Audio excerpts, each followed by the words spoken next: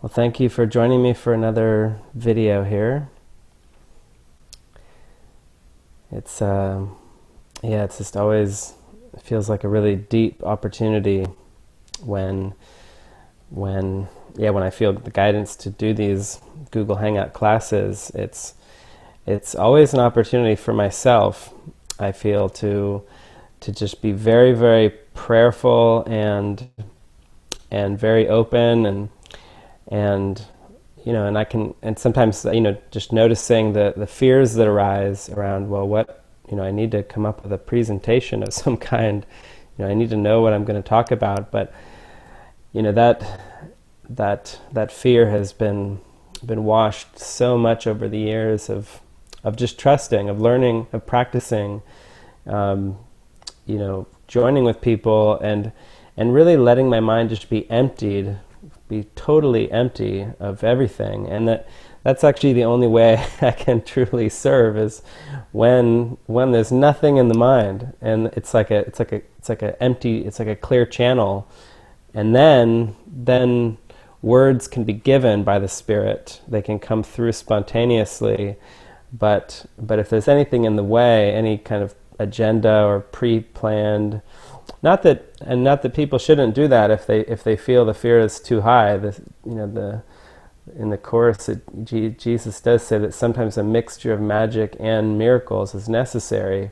So if you're giving a talk, on A Course in Miracles or any subject, and you feel you need to have notes, kind of something prepared, then by all means, do so. But for myself, it's become very inspirational for my own healing to just kind of come with an empty mind, and I have been given topics usually when I set these classes up to as like a jumping off point, but the Holy Spirit always will use the class and use everything for His purpose, which means that I can't ever have any control over it or dictate it.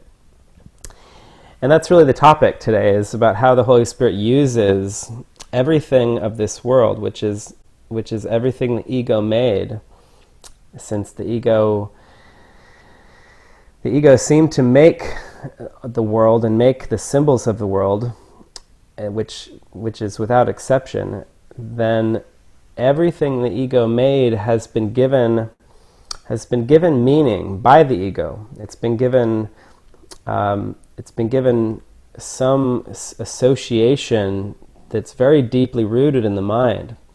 The ego was born out of a kind of a sense, or Jesus calls it a tiny mad idea. This sense that maybe it's possible, or this thought that maybe it's impossible, maybe it is possible to separate from God, and I wonder what that would be like. And it's a crazy thought. It's a crazy idea that you could be separate from everything. If God is everything and everywhere, there's nowhere you could go that would be separate from Him. So the idea that this could be possible is definitely a crazy idea. And the Course says that in truth, it never really even happened, but it seemed to. We seem to have this thought. And when I say we, I just mean the mind that we share, the one mind that is dreaming this entire world to be very, very real. And that what seemed to happen from that tiny mad idea was an enormous amount of what we could call guilt, what the Course calls guilt. And guilt is really we could say the experience of an opposite of heaven. If there was such a thing, it would be like blotting out the sun. Like if we suddenly, seem to burn the sun out accidentally, or if we shielded our eyes from it and then believed that the sun actually was gone, had just been destroyed, then there would just be an experience of darkness. Even though the sun, God, is still shining, we don't see it. We've sort of hidden it from our eyes by we've actually we could say, closed our eyes. We've accepted a fantasy world in which God doesn't exist. And yes, we do have the concept of God still, but it's really an ego-invented concept that even at the highest levels, God can't be conceptualized. Even if you don't, of course, there's the old concepts of God as being like an old man with a white beard in the sky who's looking down on everyone and who's, judging and trying to determine who's good and who gets to come back to heaven and who will get thrown to hell. Even when we seem to transcend that version, that concept of God, and then seem to grow into a more of a universal experience of God, or that God is everywhere, there's no way to really imagine God. God is beyond imagination. So it's all just conceptual. And A Course in Miracles is leading us to a place where without exception, our mind has to be emptied of every concept, including the concept of God. Because we can't really know God so long as we believe in God. And this is where it's quite deep, because belief in God seems to be a good thing. And we can't just get rid of our belief in God. That's, it's something that we kind of hold on to, but we do want to just begin to open to the idea that in the end, all beliefs will be undone. And this is a good thing. This is where we will finally experience what the Course calls knowledge, a full awareness, an infinite experience of God. And beliefs are just, beliefs are like kind of a substitute, like a tiny little way of telling the mind something to kind of maintain hope. But when you have knowledge, you don't need belief. So getting back to this idea that, how we seem to separate was through this tiny mad idea of what if I could be separate from God, and then metaphorically we could say our mind that seemed to accept that idea as a reality, or as a real possibility at least, closed its eyes, so to speak, and imagined what that would be like. And we can, we could say that experience is an experience of darkness, because if God is light and God is infinite and everywhere, then a separation from God would have to be the exact opposite of that, and that would be an experience of darkness, of limitation. If God is pure freedom, then the opposite would be an experience of imprisonment. If God is love, it would be an experience of fear. And if God is pure innocence, it would be an experience of guilt. So it's really it's like this experience that was suddenly kind of allowed into the mind. It says that the tiny mad idea crept into the mind. We could say that we allowed this thought, this egoic thought, to hypnotize the mind into a belief of separation, which includes guilt and fear. And guilt and fear are really the same. Ultimately, we could say that it's all one thing, but it's helpful also sometimes to think about it as if there was first this experience of guilt, this experience of, oh my God, what have I done? I've somehow ruined heaven, and then what comes from that is fear, the fear of being punished. And that's where the Adam and Eve story seemed to arise. It came from, the unconscious mind trying to somehow explain, the separation from God, and just imagining that there was guilt because I did something wrong. I accepted this tiny mad idea into my mind, or I bit on the apple, and then God must be angry at me for that. That's how the egoic logic follows, is that I did something wrong, therefore God's angry, and it's inevitable that I'm going to be punished. And so in this world, we often, what we call self-sabotage is really an attempt to mitigate the punishment, to say, oh no, I'm not gonna, you know, I'm not going to defend myself. I know I'm guilty, God, but I'll punish myself for you. I'll put the punishment on myself. And people even do that in this world sometimes, like little children. They do something when they feel guilty. They try to punish themselves somehow. Maybe they'll give themselves a timeout in their room. Instead of telling mom and dad and getting the real punishment, they'll just feel bad and then kind of punish themselves, either consciously or unconsciously. We do it without even realizing it, that we're doing it. We may get sick. We may project the guilt onto the body, and the body seems to develop a sickness. And these are all different ways that we try to avoid what seems like a much worse punishment that may come to us from God, from the universe. And that's just a little bit of kind of the psychology of how the Course is helping us to see that all this that we're doing to ourselves is quite tragic, and we have to become conscious of it. We have to really start to see the ways in which we're sabotaging ourselves, and the ways in which we're beating ourselves up because of the guilt that's under the surface. And the guilt is unnecessary. It doesn't really have any ground to it, because the separation could not have happened. How could a mind created by God separate from God if God is everywhere? It can imagine that it's separated from God, but even that is it's an innocent wondering. It's not something that is actually worthy of guilt. And that's what the whole Course is helping us to come to, is to begin to forgive ourselves, really, to forgive ourselves for what we didn't do, for what we actually didn't do. And that's what true forgiveness is, which I may talk about more in another one of these videos. But getting back to the idea of using what the ego made, I was talking about the metaphysics there because it's helpful to see that what then appeared to happen in the mind is that to get rid of this guilt, it was projected out.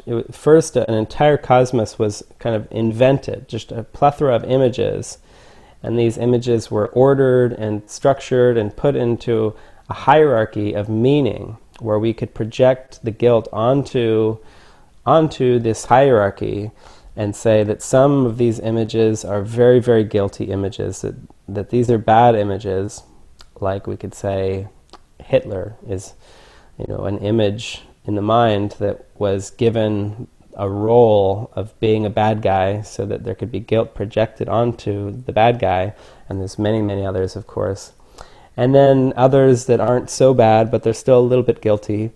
And then and then others toward the top that the mind says, well, those ones don't have any guilt. They're innocent, like Jesus maybe, or Gandhi. There's different ones that have been kind of elevated to this higher status, and they're all just neutral symbols that really don't have any meaning in the ultimate sense. But we can't just skip ahead to that in experience until we've given all the symbols to the Holy Spirit for Him to use for His purpose of awakening us.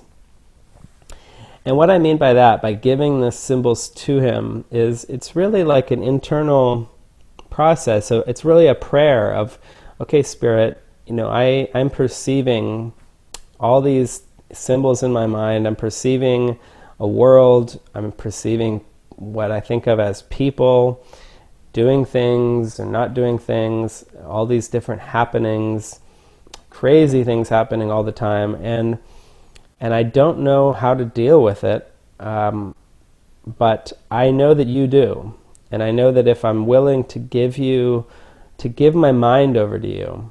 I played a song in one of my Google Hangouts recently that is called "I Give My Life Over to You," that Armel, who I was married to for several years, had written, and it's just a beautiful, beautiful, I may play it again, song about giving.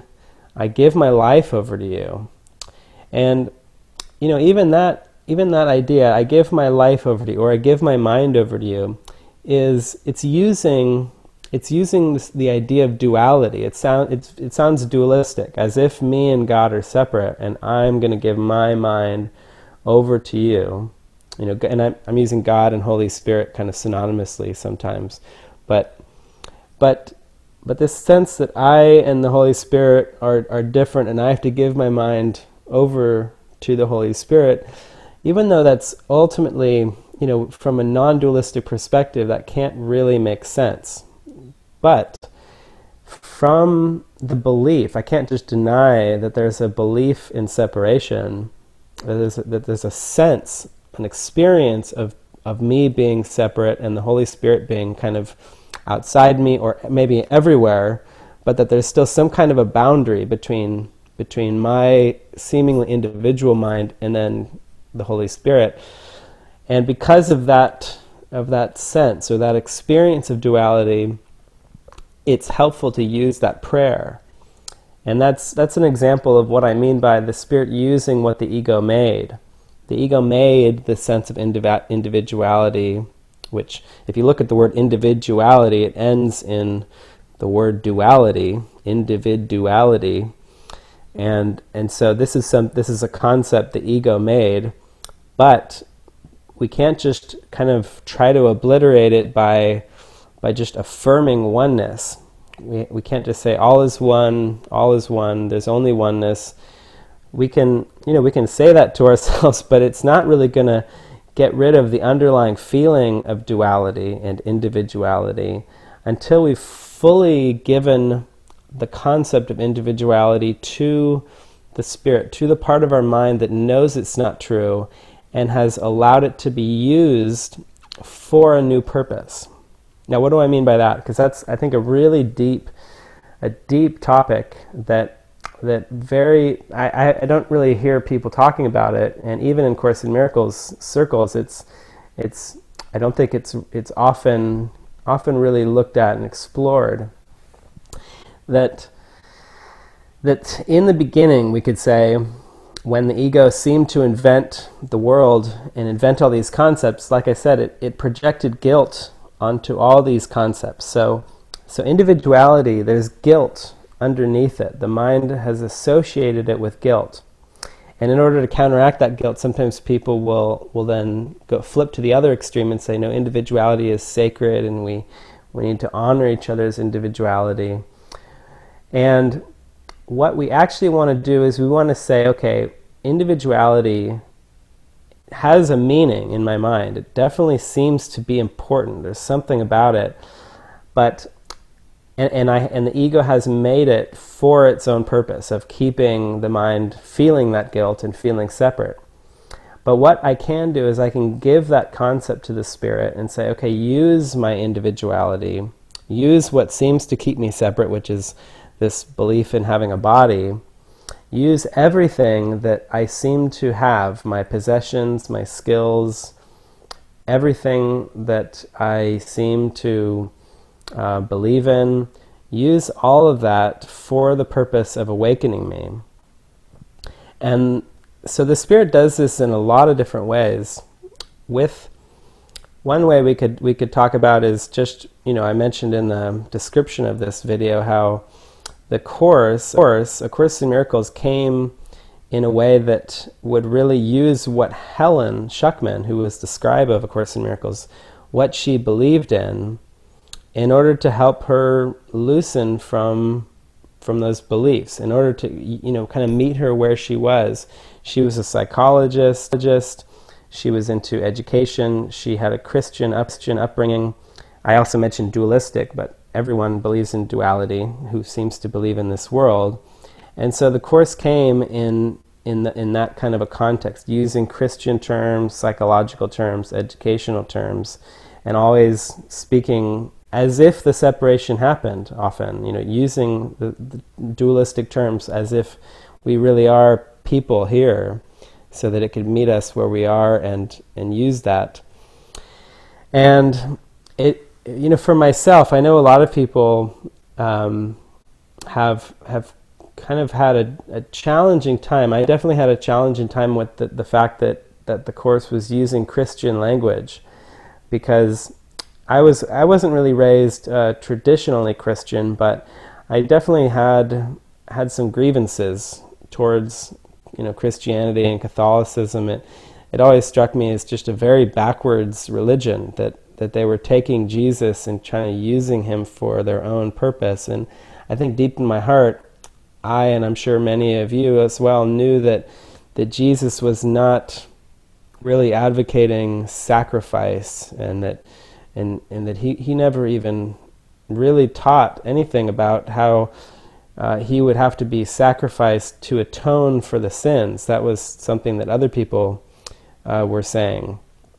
And so because of all the grievance that seemed to be in my mind about Christianity, and I think for many of us, I think that's why Jesus used Christian language. It was actually the most helpful means of meeting us in a place that could show us that these terms like atonement and miracle and forgiveness and all the Christian terms, Holy Spirit, Christ, that it wasn't that the form of those words there was anything wrong with that there was anything wrong with the language. The only problem was how they had been used in the past. And oftentimes when something is misused, we can get confused about the source of the guilt. Was the problem? Is Christianity the problem? No, it's really just about how it's used, and which means how it's interpreted. If you interpret things that Christian preachers, even fundamental Christian preachers say, if you interpret them with the ego, then they will feel threatening. They will feel off. They will feel like they're not helpful, and there'll be a defense against that. But it's just as easy to interpret them with the Holy Spirit, actually. And the Holy Spirit sees everything in a light that only focuses on the helpful aspects of what's being said. I was actually just the other day, I was sitting here at the house I'm staying at in San Rafael, and there was a knock on the door, and Jen, who I'm staying with, was upstairs working, and she was on the phone. And it's her place, and I wasn't sure if I should get the door, but she was obviously going to be on the phone for a while, and it was just a couple more knocks came, so I got up, and it was a couple of Jehovah's Witnesses, and they just wanted to give me. I actually have a pamphlet here. They brought a little pamphlet called "Is the Bible Relevant Today?" and it was great. I've had many experiences with Jehovah's Witnesses now where I can just feel their devotion and their love, and I don't feel any need to try to defend or get into any kind of conversation. In fact, I actually would have invited them in if they had wanted to come in, but I was actually about to do one of these Google Hangout classes. But years ago, it wasn't that way for me. I remember back in 2011, I think it was, I was staying with Armel, and we were married at the time. We were in Ireland, and we were staying at our friend Sarah Pilkington's house. She had like a peace house there in Tipperary. And a similar thing happened one day where a couple of Jehovah's Witnesses came and knocked on the door, and Armel was really excited to talk to them. She was at that point going through this major, just feeling a lot of love for Jesus, and just wanting to connect around her love for Jesus with people. And so she invited them in, and I remember sitting there and going, "Oh, please, I don't know if I'm not really interested in getting into a conversation about this." Really, because of a fear that it would bring up conflict, that they may say something that I would disagree with, or I may say something that they would disagree with, and there would be a conflict. And I had to be open, though, to going deeper with this, because obviously we don't want to be in a place where we're trying to avoid communication with people out of a fear of conflict.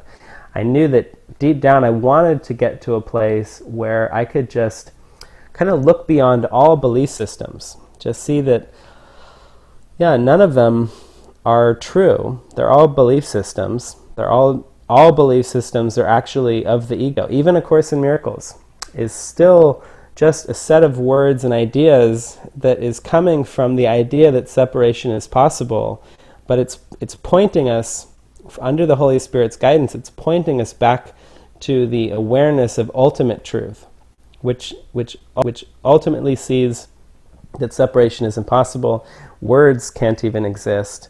And so in the end, even A Course in Miracles isn't true.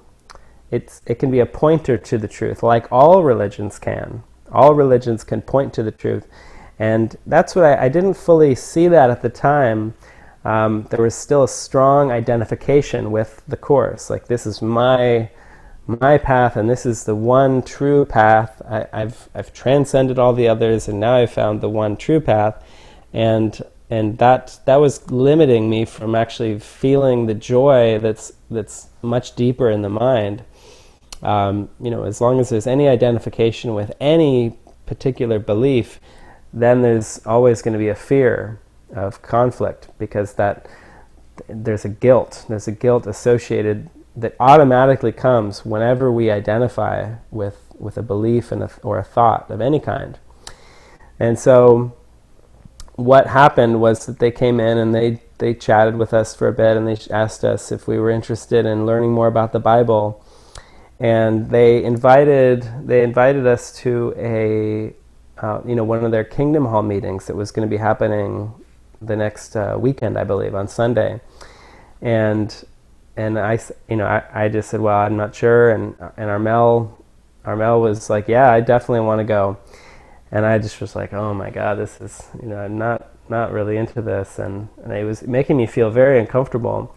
So they left, and Armel said, yeah, I'm definitely going, and you don't have to go, but I'm going to go.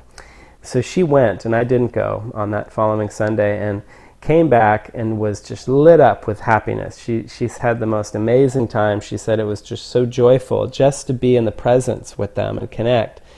And it didn't even matter, all my concerns about what they might say and conflict, that just didn't even seem to exist in her mind at all. So she asked me if I wanted to go the following week, that she was going to go again. And this time I really tuned in, and I felt the Spirit prompting me to go and to use it as an opportunity to give over all my beliefs about religion, about spirituality, and to use this time of sitting in a Jehovah's Witness Kingdom Hall meeting or a Sunday service, and to use it for my own healing. And I got to tell you, I did end up going, and it was one of the most incredible, lessons of my life, because I listened to them, and they were really just speaking from their heart, and they were saying things about, what you should and should not do in terms of behavior, which I was expecting. And for those of us that study the Course, we know it's not really about behavior. It's really much deeper than that. But even still, the whole time I was just sitting there, and my whole practice was to listen with the Spirit. It was to be joined in my mind, like a vertical alignment, and to be open to the Holy Spirit's interpretation of what they were saying. And I actually found that there wasn't anything I could disagree with. Yet everything that came out of their mouth it wasn't really the form of things that I was trying to agree or disagree with. It was just the content. It was like the purpose it was coming from. Their purpose was always to keep the mind at peace, and offering suggestions about how to live that would keep the mind free of guilt. It was like, it was the basic things, like live a good life, be honest, don't lie and cheat and be coercive. It was all the basic things that we think of as just common sense. But it was beautiful. The way it was presented, it touched my heart, actually. It really touched my heart. And I just felt the whole time like, yeah, this is really good stuff. It doesn't really matter whether you are understanding metaphysics or not. all of us are really the same, regardless of where we seem to be on the, the imaginary ladder of spiritual advancement, which really is imaginary.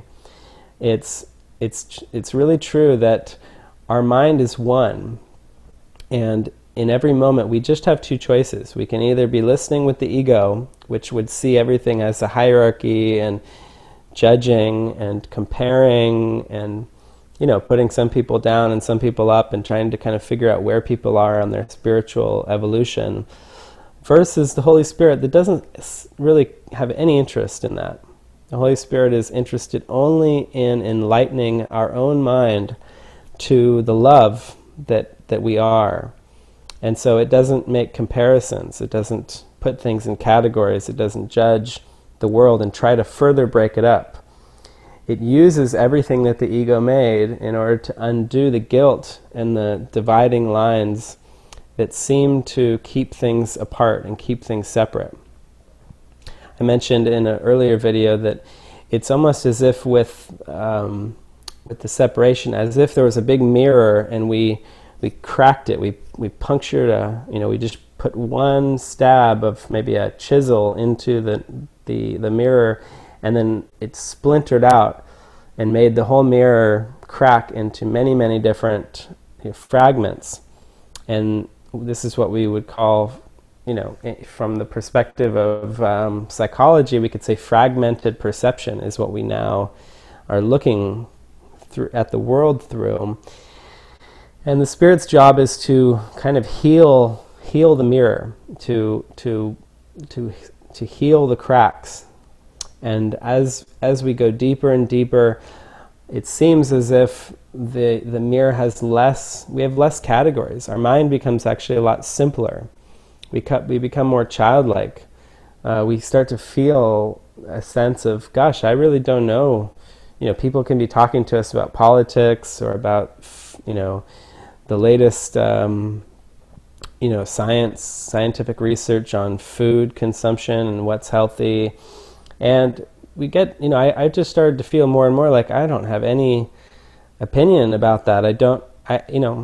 From the ego's perspective, you could say that I'm becoming more stupid. Like I don't get it. Like I don't understand. And it feels so peaceful. It feels so good to have an open mind and be able to listen, just really listen. Like there isn't any, I don't really try to, when people seem to be talking about their opinions or what they believe to be true about food or about politics or about anything, there just isn't any desire to sort of try to offer alternative perspectives or opinions.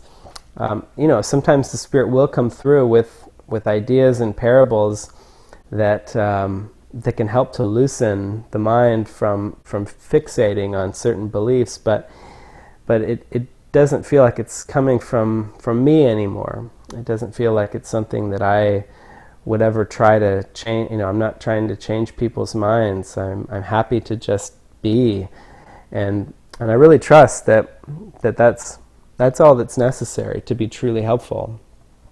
It's the easy way. It's like it's letting the Spirit do the Spirit's job, and my only job is to stay out of the way and just marvel, just behold the miracles as they unfold.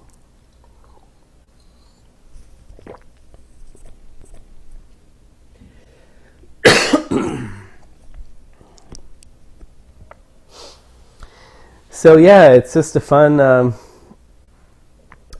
thing to explore, this idea that the Spirit can use everything the ego made, and therefore nothing is really inherently guilty. Nothing the ego made is inherently guilty. The Spirit can use it all. It can use all the, we seem to make skills, like I have my guitar here, and I seem to have a skill of being able to play that guitar and sing. And we could say that from the beginning, I really didn't, my purpose in learning guitar and singing was not to inspire and bless, the universe. It it was really actually to try to get more attention from myself, and specifically from female people. It was yeah, it seemed like, yeah, I remember my good friend in high school and I were like, yeah, maybe it seems like the rock stars, they get all the ladies, so if we learn guitar and we get good at that, you know, you never know, we might start to experience some of that attention as well. And yeah, it never really made much of a difference for me in that area, but it was always, you know, it was something that I felt like I wanted to get more attention, and I craved it, but it was always just sort of a background hobby. And it wasn't until I actually devoted my life and felt this calling to say, okay, I want to give my life over to you fully, that the music, you know, that everything I had learned started to get used purely for healing, purely for inspiring and for blessing the universe. And that's what it feels like now. It's like when I share a song, it feels like it just doesn't have any other purpose than for the inspiration and really for the healing that seems to occur in myself. Because by letting that light shine through, single time it shines through, it's like it's washing away any remnants of the ego that seem to be still caught in the pipe, so to speak. So I think I'll play a song, and I don't think I'll play that one I mentioned, but this is another one that I didn't write this song, but many of you have heard it. It's called Quantum Love, and my friend Kirsten Buxton actually wrote it. She wrote the lyrics, and then she joined. It was a collaboration between her and my friend Ricky Como and myself, where yeah, we were in the studio in Kansas, Utah, and you know, from the first time I heard the song, heard Kirsten sharing the lyrics and singing it to us, I just fell in love with it. I just felt, wow, this is a deep, deep, deep song. And then we ended up recording it, and I did a lot of the production work on it, and it was just a labor of love. So it's available online now for people to download. But I'll go ahead and play an acoustic version of that now, and then we'll see where the rest of this video goes. So I'm going to take up my headphones for a second to get the better microphone here on the computer.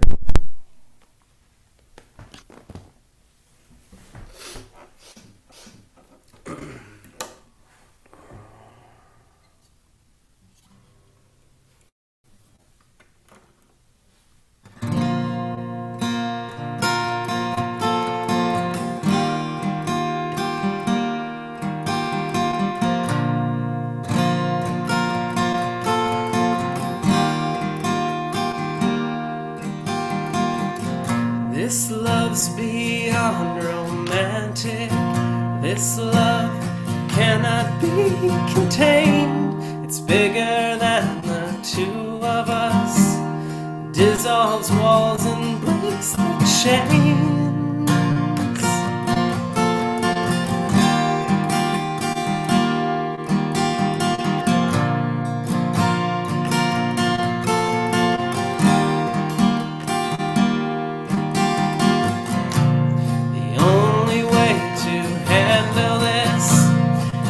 Surrender, only know the good, the bad, the right, the wrong. Just simply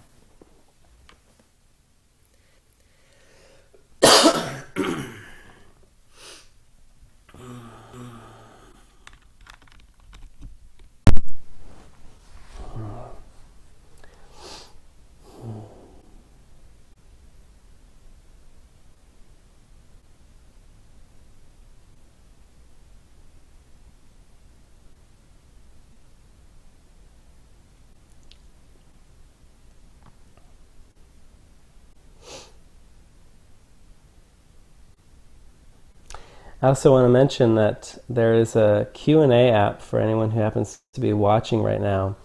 You can click on the little Q&A button on the video if you do have a question, if you want to interact in any way. I'm just here and available and open, and happy to answer questions if you have any, or talk about any particular subject. And I also have a website which has my music on it. You can listen to and download the songs that I've recorded recently, including that song. On the music page, there's a little button called More Music, which will take you to my Bandcamp page, and on there I have links to all the songs that, even if I didn't write the song, which that one I didn't write, it links to the Living Miracles Studio Bandcamp page where the music can be downloaded and listened to, and yeah.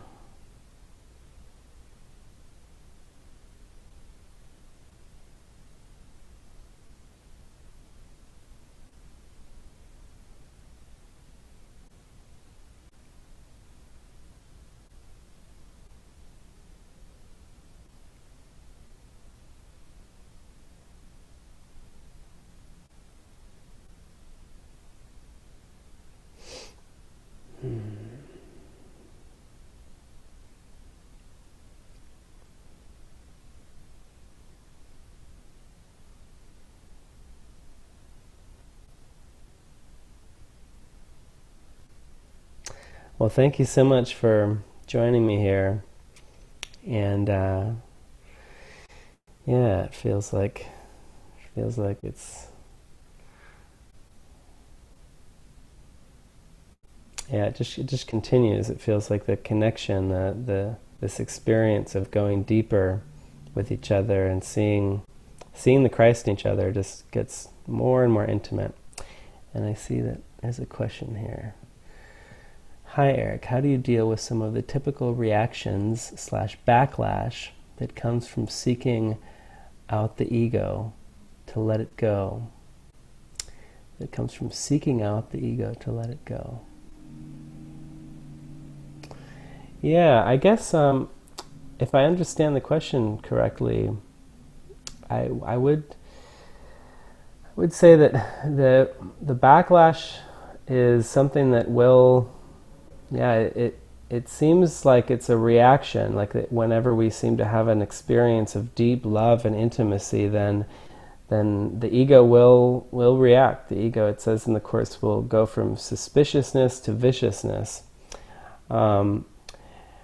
We don't need to seek it out per se. So I don't know if part of it may be kind of coming from, there may be some unnecessary backlash that comes from trying to seek out the ego, trying to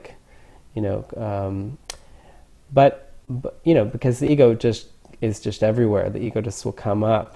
So I don't know if that's part of what's happening at all, but yeah, one thing to keep in mind is that we never ever need to really go on any kind of a witch hunt for the ego in our mind, but just allowing the ego to come up whenever it does come up. If we're feeling happy and peaceful, then there's no need to go kind of searching for it. But we do want to stay vigilant in our minds, be listening, and I've often made the prayer to the Holy Spirit to bring it on. If I start to feel stagnant, if I start to feel like I'm just kind of in a comfort zone, then I will.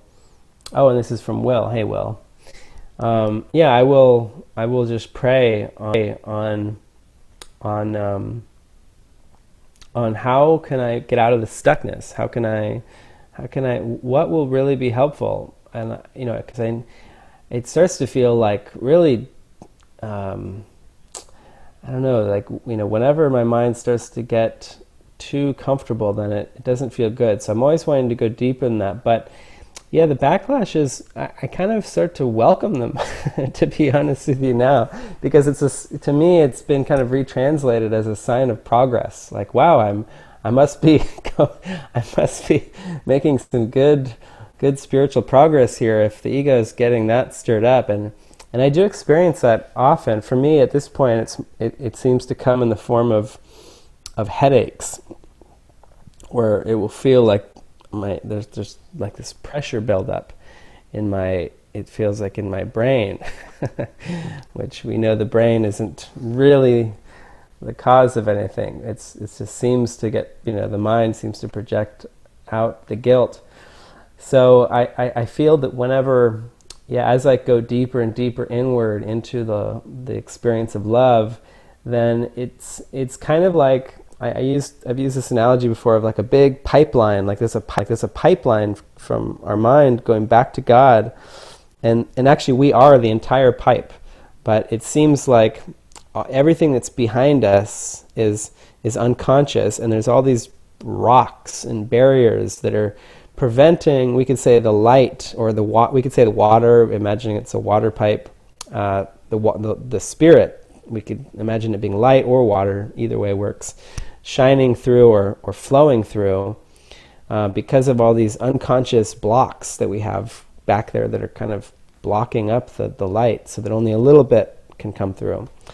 And as I pray and say, okay, bring it on, it's kind of like I'm saying, okay, bring the blocks from the unconscious mind into my consciousness so that I can, it's not going to be comfortable. In fact, that kind of is what we call the backlash often. It's usually that it comes after an experience of light, which empowers us with the strength we need to keep going.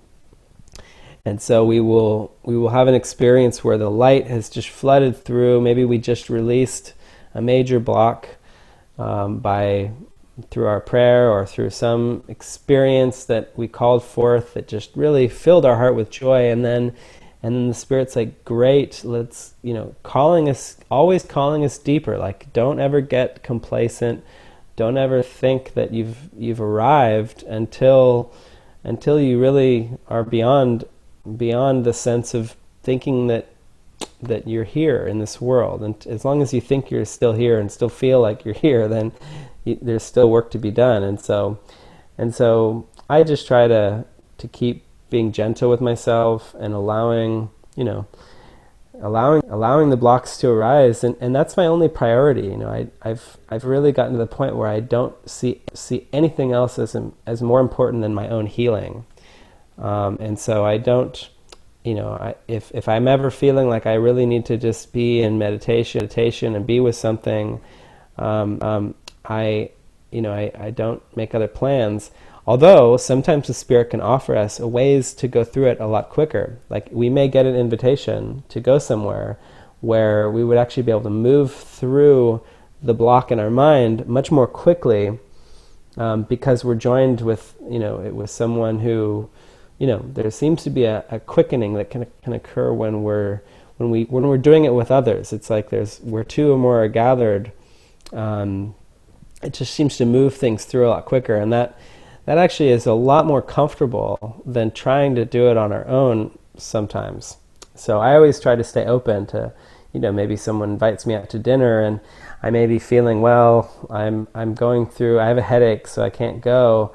But the Spirit may be saying, this is what I'm giving you as a way through the headache. It's a way to join with someone. And of course, the ego is going to tell you don't go because even the ego can use the idea of spiritual healing. Even with the idea that, well, my spiritual healing is the priority. The ego can even use that and say, you shouldn't do anything. Therefore, it'll come to conclusions about what you should or shouldn't do, or what you can or can't do. And we always want to stay open. We never can know what's truly going to serve our awakening ever. It's the moment we think we know, and of course we want to know. We always feel like we want to know.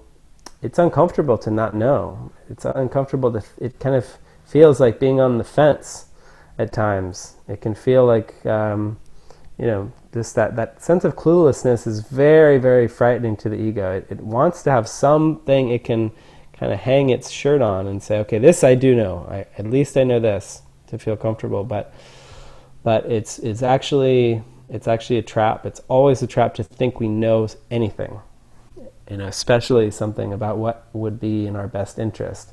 So, which is really what all knowledge, and when I say knowledge in this sense, I mean egoic knowledge or worldly knowledge or knowledge about time and space, it's always a trap. So yeah, I would just say to be gentle with yourself and stay open. Stay open to the prompts. The Spirit is always giving us a way through the backlash, through the pain, that will be easy and simple and quick, as loving as possible.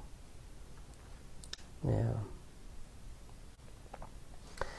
Yeah, thanks for that question.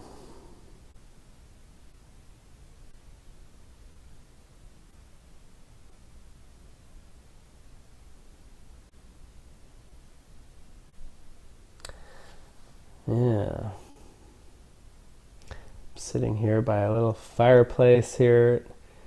My friend Jen just had this fireplace installed, and it's very nice. I'll show you what it looks like here. It's like it's a nice symbol of the warmth of spirit and the gentleness, and also we can just seem to give our issues, our problems, give them over to the fire of spirit, and they can burn and dissolve in spirit's loving warmth. We never have to try to deal with anything alone. So I see another comment here from Winnie. The reason you don't go witch hunting is it because it then will be the ego trying to control the process. Yeah, that's exactly it. The ego wants to usurp the spirit's role and kind of piggyback on this spiritual journey disguised as the spirit. Like, okay, I'm gonna learn about this whole spiritual healing thing, and I'll be your new spiritual advisor.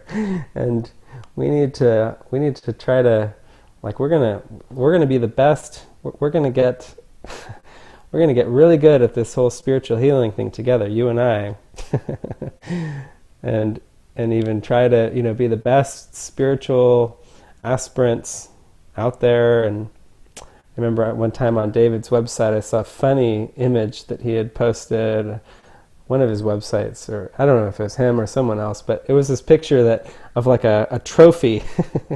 It was like a trophy you might win, from like like running a race or whatnot, and it said most undone ego award.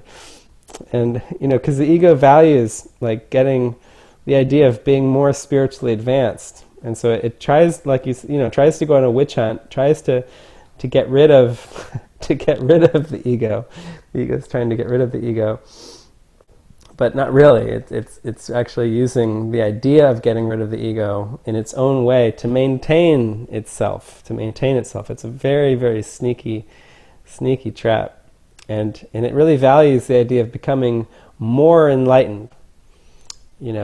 As if you can become more enlightened, which it seems like that's really the case. It does seem that as we seem to go deeper in this, that we can progress and we can kind of chip away at the ego. And I can't deny that's my experience, and I think that's our experience. But one thing I try to keep in mind, because of that reason, because of how the ego can just jump on it, and make comparisons and say, we're almost there, and I wonder how far along I am and how much further I have to go. Am I 87% enlightened at this point? Could I maybe be 90%? Am I higher than that? The ego is trying to just get higher and higher and higher, but of course it will never allow us to get to 100%, because the 100% would mean that it doesn't exist at all anymore. So it's always trying to keep us in this game of just trying to get more enlightened, and actually it as long as it's doing that, we're not really progressing, because it's just using itself. So yeah, it's good to be aware of that trick. We don't get any bonus points for becoming 99% enlightened or 99.99999% enlightened. You either have awoken from the dream, or you're still asleep. And the happiness is only from the awakening from the full awakening. As long as there's still any any attachments, anything that's valued other than peace of mind, then the full measure of what we deserve is out of awareness. And so, yeah, it's helpful it's humbling. It really, I think the ego doesn't like that idea. The ego does like the idea of progress, of you're making progress, but it's, we can see that it can be a trap. It can just actually keep us preoccupied with time. It's really, because it's linear. It's keeping us preoccupied with this idea that enlightenment is in the future, and the Spirit is always saying, no, it's now, it's here, it's available. Are you willing to join me now? Are you willing to join me now? Not later, not trying to get somewhere in the future, but are you willing to question everything with me right now? And yeah, that's what the ego is most afraid of, is that we could actually wake up from the dream right now, that is actually possible.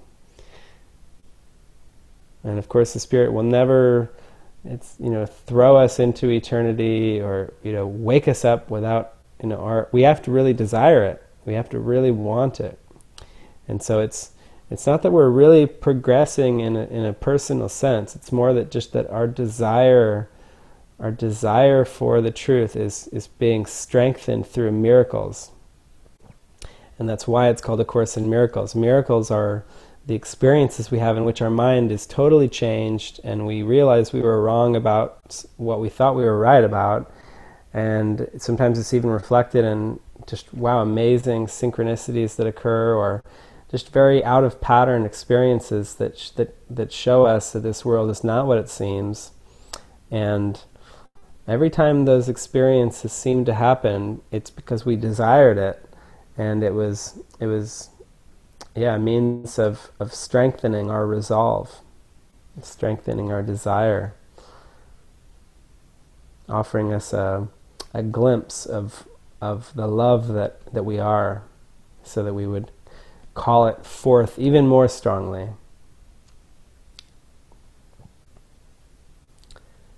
Yeah.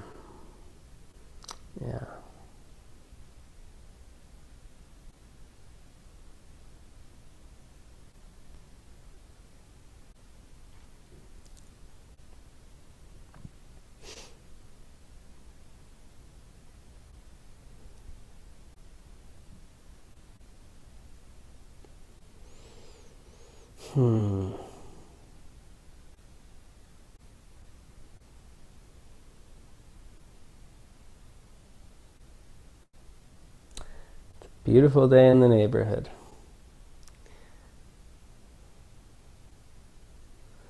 But seemingly outside and here in my mind.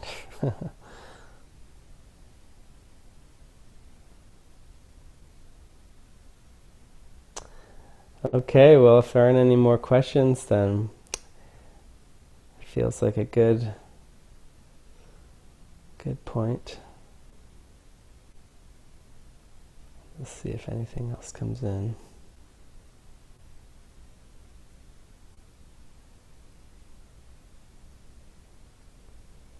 Yeah, thank you guys so much for those questions. Yeah, it's really, really helpful. Really helpful for everyone, I think. And yeah, I'll be doing these Google Hangouts still continuously, as often as guided. I feel like it's just very spontaneous. Yeah, look forward to more interactions like these. And like I said in the description for this one, if you want to actually come in the room and participate live, then just send me an email. And for future ones, when you get the invite, just send me an email. Say, even if you're not sure, you can just say, send me you can say, I'm interested in maybe participating with you live in the room. Can you send me the link?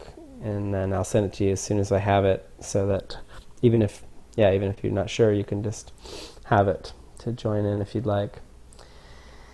And thank you all. I love you very much, and I look forward to interacting with you again sometime soon. So have a wonderful day. Many miracles to you.